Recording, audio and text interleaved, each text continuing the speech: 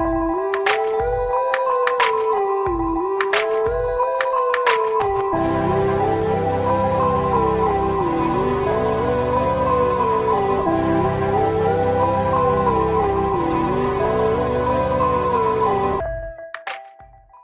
let's get right to it.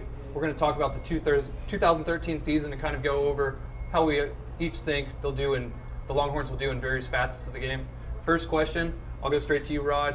If you got out your crystal ball, started rubbing your crystal ball, and it shows a highlight reel of the 2013 season, what does it look like?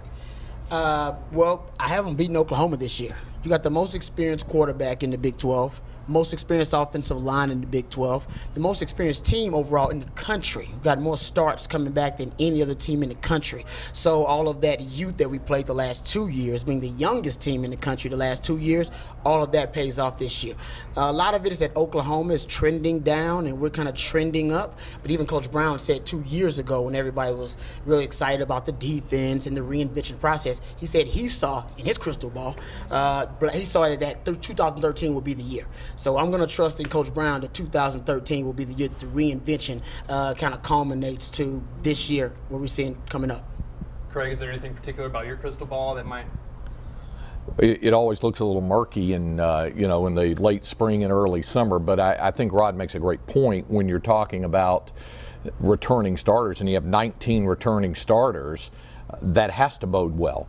And we saw a lot of exciting things out of the offense. We saw a maturation process undertaken by David Ash last year, and the offense and in the backs, and the offensive line grew a little more. Last year, Mac talked about how he wasn't too deep where he needed to be too deep the most, the interior line. The old thing about the trenches winning the games, deciding the games, well, your offensive line and your defensive line needs to be too deep. He feels he has that now. That's a big part of it, especially as they continue, and I know we'll talk more about this, the up-tempo attack of the offense. And so if you're going to run that type of up-tempo or run quicker, same plays, same playbook, just running offense faster. If you're going to do that in an effort to generate more offense and get more plays, then you better make sure that you've got guys that you can interchange or guys that can be in great shape. And I think they've made a great step in that direction. I think for me, this is all about the defense. I mean, it's all about the defense. I think most people assume now this is going to be Manny Diaz's breakout year or his last year on the 40 acres. Only 2 players lost, really of significance. They got so much back. I think that what Longhorn fans hope to see from this defense is like a throwback to the defenses that really dominated. Less thinking, more reacting, a lot of hard hitting, and feeding off of each other. I mean, certainly Rod knows more about that than I do, but I mean, I think this is a big, big year. I think everybody, especially those non-conference games where you're expected to play pretty well, although it's not necessarily that easy with Ole Miss, but I think that's where we're going to find out really early if this is a good year for the defense and for Manny Diaz. Nice. Craig, you mentioned that up-tempo offense. The Longhorns have built a little stable of running backs now. Do you think one will rise to the top of the heap, or will all of them contribute their equal parts? Well, I think it's important to keep in mind that all are going to be needed. All are going to be counted upon because they all bring different gifts to the party. We've been talking about that for a couple of years. The biggest gift that any of them can bring to the party is health.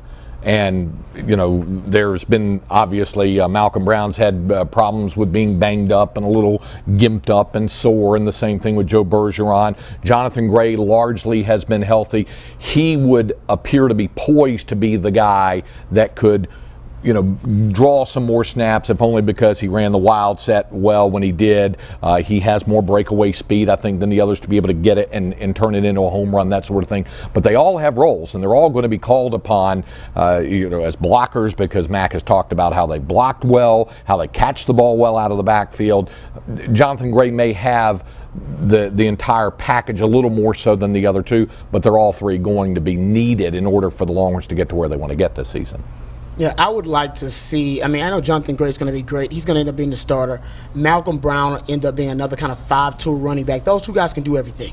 They can catch the ball out of the backfield. Guys can block. They can run in between the tackles. They can run outside the tackles. Joe Bergeron and, Dejae Johnson are kind of the guys that can – they're kind of guys that have a specific skill set. Joe Bergeron's kind of your pounder. He can pound it inside. But he's also a guy that's very skilled at catching the ball. And he used to be a fullback, came in as a fullback.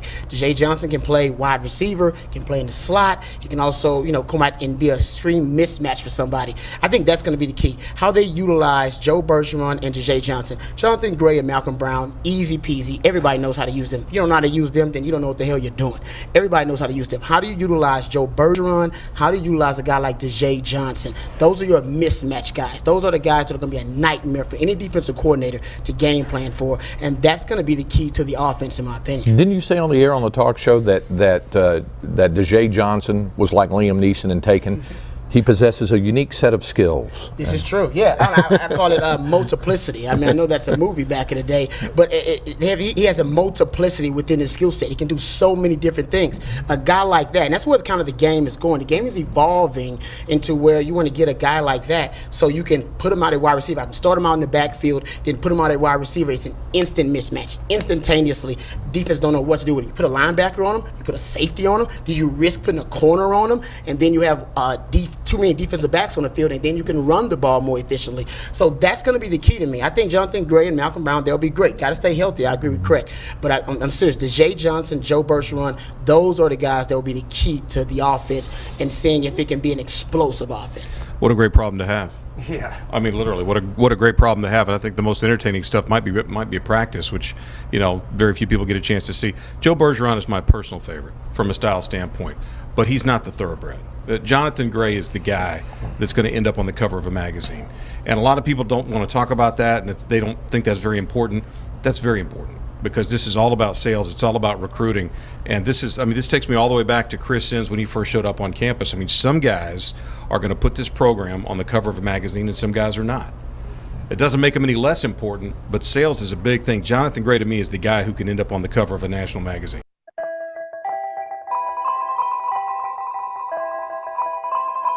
Thank you.